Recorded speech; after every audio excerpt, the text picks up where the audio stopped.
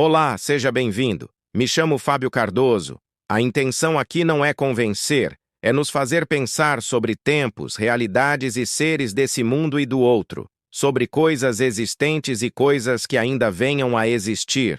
Inscreva-se. Não custa. Em 1767, Carlos III, rei da Espanha, expulsou os jesuítas do Chile, temendo que sua influência pudesse subverter a autoridade real. Entre os expulsos estava o padre Manuel Acusa, de origem judaica, que, em 1768, se dirigiu à Itália. Anos mais tarde, em 1811, foi publicada na Espanha a obra A Vinda do Messias em Glória e Majestade, abordando a iminente chegada de Cristo e os eventos escatológicos associados. Em 1827, o ministro presbiteriano escocês Eduardo E. Vem traduziu o texto para o inglês, preenchendo lacunas e ampliando sua difusão. Entretanto, em 1830, Vem foi expulso do presbitério em Londres, acusado de heresia, e fundou a Igreja Católica Apostólica Carismática. Entre os membros estava Margaret MacDonagh, uma jovem de 15 anos, profundamente influenciada pelos discursos de Irving, recebendo sonhos nos quais se afirmava que Jesus retornaria em duas etapas, seguidas de um período de 1000 anos sem tripulação para o povo de Deus, segundo os cristãos da época. Vem havia se especializado em escatologia, o estudo do fim dos tempos, e considerava-se conhecedor de assuntos apocalípticos. Combinando suas ideias e experiências, divulgou seus ensinamentos no jornal O Relógio Matutino, ganhando visibilidade entre grupos religiosos e curiosos. Paralelamente, surgiu William Miller, fundador das doutrinas adventistas, que previu que o retorno de Jesus ocorreria entre 1843 e 1844. Quando Cristo não apareceu conforme suas previsões, Miller revisou datas e ideias, perdendo seguidores, mas mantendo o núcleo do grupo que viria a se tornar a Igreja Adventista do Sétimo Dia. Em 1859, Nelson Darby, estudante de direito anglo-irlandês, organizou as ideias de Manuel Acusa, Irving e Margaret MacDonagh, ensinando que a Igreja seria arrebatada antes da Grande Tribulação, período que, segundo ele, duraria 7 anos. Darby reinterpretou a Bíblia, dando origem às doutrinas dispensacionalistas que se espalharam ao redor do mundo. Posteriormente, Cyrus Scofield, pseudo-advogado e maçom norte-americano, publicou a Bíblia de Estudo Scofield, incorporando essas ideias e popularizando-as, influenciando a visão de que os cristãos seriam arrebatados antes da Grande Tribulação. Scofield enfrentou controvérsias pessoais, sendo acusado de corrupção e entregando-se ao alcoolismo, o que resultou na separação de sua esposa e filhos. Mais tarde, filiado à Igreja Congregacional, trabalhou com Moody, divulgando suas ideias por conferências e cursos bíblicos por correspondência. Ele seguiu o exemplo de Charles Taze Russell, fundador das Testemunhas de Jeová, que afirmava que Jesus retornaria de forma invisível em 1874, seguido por outro retorno em 1914. Em 1909, Scofield publicou a primeira edição da Bíblia de Estudo Scofield, patrocinado por banqueiros interessados na propagação da doutrina, como Enzo Monte, rico empresário inglês envolvido com ocultismo e hipnose. Milhares de cópias foram distribuídas gratuitamente nos Estados Unidos, mudando a mentalidade cristã e influenciando a crença de que a Igreja seria arrebatada antes da Grande Tribulação. Essa convicção ganhou seguidores em todo o mundo, consolidando uma visão escatológica centrada no arrebatamento pré-tribulacional. A disseminação dessa doutrina foi também auxiliada por autores de ficção como Tim LaHaye, que popularizou conceitos da Bíblia de Estudo Scofield através de livros e filmes. LaHaye reinterpretou os ensinamentos de Irving, Darby e Scofield, enfatizando que o arrebatamento seria invisível, e que os cristãos não arrebatados participariam da segunda vinda de Cristo ou do milênio subsequente. Essa narrativa popularizou o arrebatamento secreto e a expectativa da tribulação iminente. O episódio da expulsão dos jesuítas, a trajetória de Manuel Acusa e a influência de Irving ilustram a relação entre escatologia e movimentos religiosos modernos.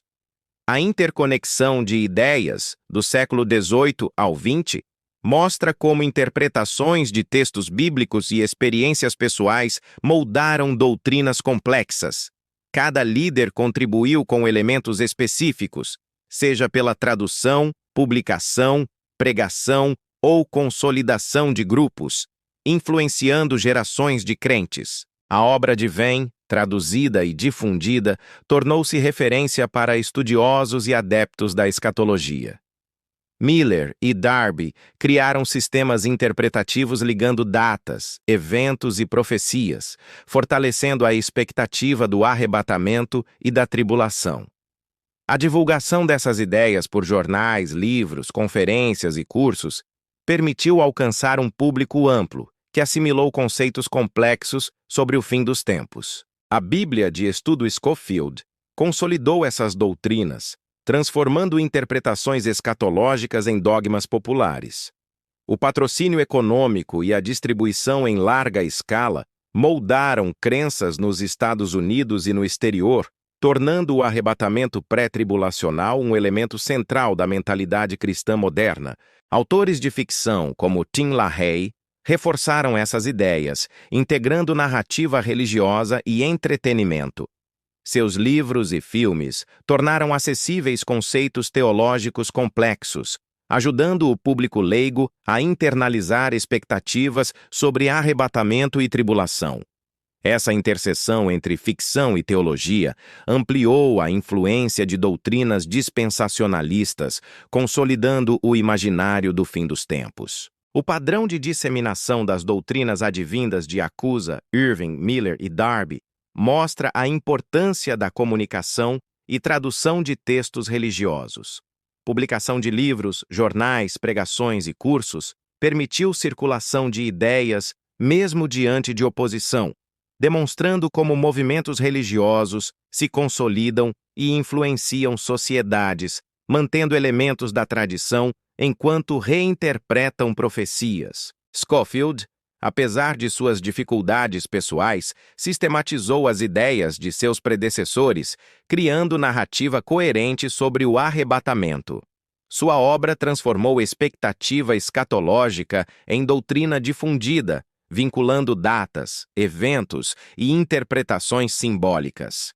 A popularização moldou a percepção de cristãos e estudiosos sobre o fim dos tempos, estabelecendo padrões de fé duradouros. O papel de patrocinadores, como Monty, e a distribuição gratuita de textos religiosos evidenciam o impacto da economia e do acesso à informação na difusão de crenças.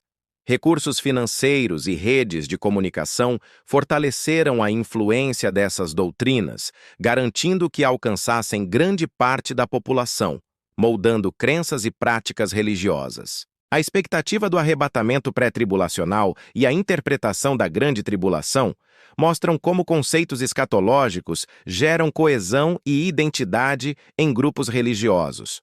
A compreensão de eventos futuros, articulada por líderes e autores de ficção, criou um padrão de fé compartilhado, baseado em textos sagrados e narrativas interpretativas. O estudo da trajetória de Acusa, Irving, Miller, Darby, Scofield e LaHaye evidencia a continuidade histórica e adaptação de doutrinas religiosas.